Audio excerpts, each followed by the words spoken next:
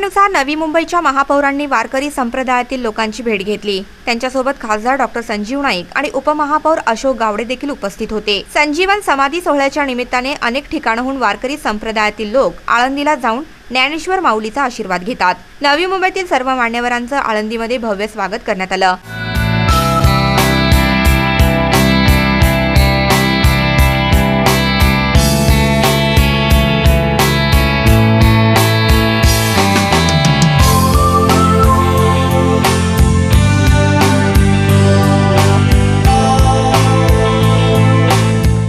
आपल्या भाषणात ठाण्याचे खासदार डॉक्टर संजीव नाईक यांनी या प्रथेविषयी अधिक माहिती दिली। मला आठवतं 1995 साली नंदकुमार म्हात्रे यांनी आम्हाला सांगितलं की आपण एक परंपरा चालू केली पाहिजे।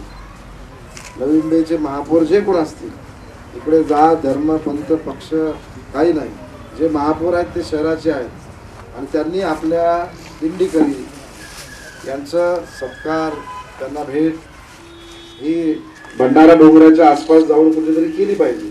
खासदार डॉक्टर संजीव नाईक यांनी पुढे अशीही इच्छा व्यक्त केली की ही परंपरा पुढे अशीच चालू राहावी, कारण याच माध्यमातून अध्यात्म मिळते।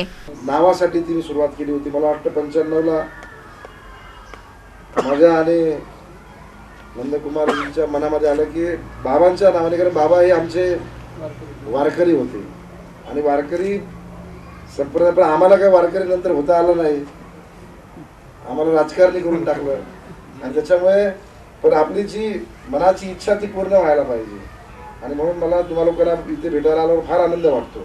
महापौर सागर नाईक यांनी देखील उपस्थितांना संबोधित केलं। वारकऱ्यांना भेटलं म्हणजे माऊलींना भेटलं असतं।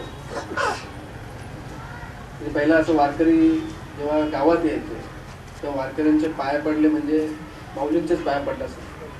त्यामुळे तुम्ही जे प्रवास करता, तुम्ही जी श्रद्धा दाखवता, त्यामुळे देव माऊली निश्चितपणाने आमच्यापेक्षा अधिक तुमचं जास्त ऐकणार।